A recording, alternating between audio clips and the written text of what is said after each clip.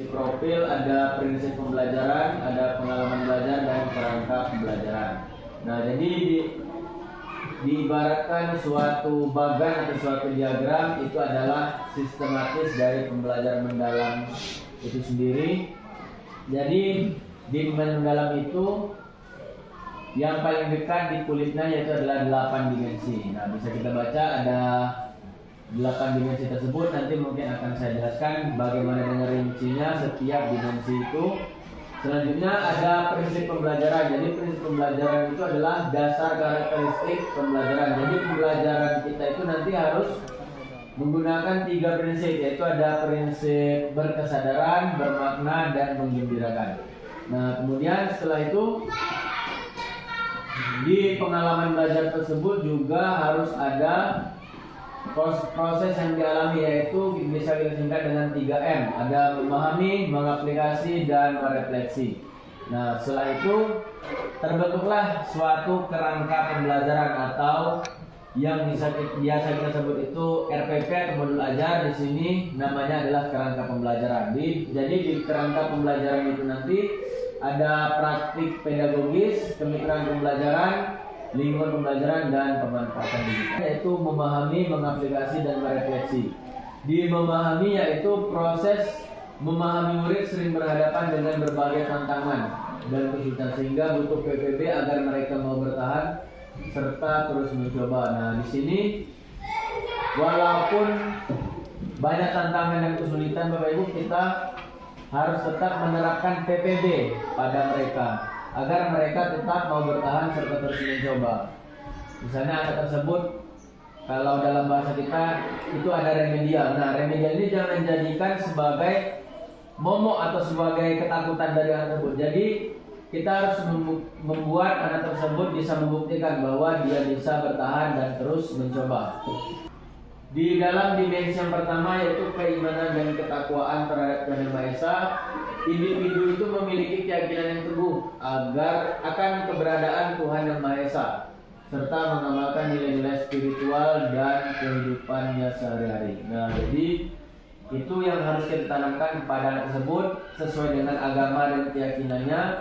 Dia harus meyakini serta mengamalkan nilai-nilai agamanya di dalam kehidupan sehari-hari.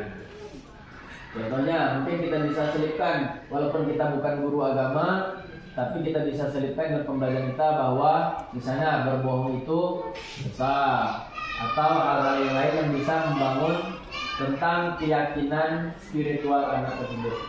Kemudian keluargaan ini di sini individu yang memiliki rasa cinta tanah air serta menghargai keberadaan budaya, menaati aturan dan norma sosial, serta memiliki kepedulian dan tanggung jawab sosial. Nah, jadi keluarga ini lebih ke rasa cinta tanah air atau nasionalisme. Jadi kita harus juga menanamkan di dalam pembelajaran kita, walaupun kita bukan guru PPKN, rasa nasionalisme tersebut. Kemudian penalaran kritis. Nah, di penalaran kritis ini juga harus kita terapkan agar menjadi individu yang berpikir logis, analitis, dan reflektif dalam memahami, mengevaluasi, serta memproses informasi untuk menyelesaikan masalah. Jadi kita tuntut anak tersebut untuk bernalar kritis, dalam artian kita beri kebebasan kepada anak tersebut untuk berpikir, untuk menyelesaikan setiap masalah-masalah atau tantangan yang dihadapi dalam hidupnya. Kemudian di kreativitas, nah, jadi individu mampu berpikir secara inovatif, fleksibel, dan original, serta dalam mengolah ide untuk menciptakan solusi yang unik dan bermanfaat. Jadi kreativitas ini adalah berbagai macam ide atau berbagai macam cara anak tersebut dalam menyelesaikan tantangan pembelajaran. Bagaimana Bapak Ibu yang lain? Oke Pak Deh, boleh menanggapi ya, sudah boleh. Itu bisa jadi menanggapi sedikit Pak Deh. Terima kasih. Assalamualaikum warahmatullahi wabarakatuh. Waalaikumsalam. Terima kasih atas waktunya. Jadi ini bukan apa istilahnya, saya sekedar setidak-tidaknya ada sedikit lah flashback ya. Nah ini salah satu saya lihat tadi mungkin menurut saya secara pribadi, mungkin begitu juga sama teman-teman, masalah di sini prinsip pembelajaran tadi kan ada berkesadaran, bermakna, menggembirakan. Saya ngambil poin menggembirakan itu saya garis bawahi, istilahnya saya beri benang merah. Yang jelas kalau kita dalam proses pembelajaran kan jelas kita ingin menciptakan suasana yang menggembirakan terlebih dahulu. Seperti yang Pak Arya sampaikan tadi, yang jelas kita jangan kita menggembirakan bernyanyi-nyanyi. Yang penting menggembirakan istilahnya anak gembira dengan materi pembelajaran yang ingin kita sampaikan itu. Kan itu poin yang Pak Arya sampaikan. Yang jelasnya saya juga terpikir memang pertama sekali yang perlu kita ajarkan pertama adalah memang anak tersebut harus gembira, yang jelas harus senang dengan mata pelajaran kita. Kita masuk, anak-anak itu senang, jangan berkerut. Nah, satu hal kadang anak-anak itu kan suka memilah-milah. Pelajaran matematika itu banyak hitung-hitung.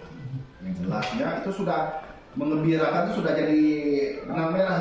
Jelasnya anak-anak malas tuh, selalu jelas materi sampaikan. Kan itu tuh.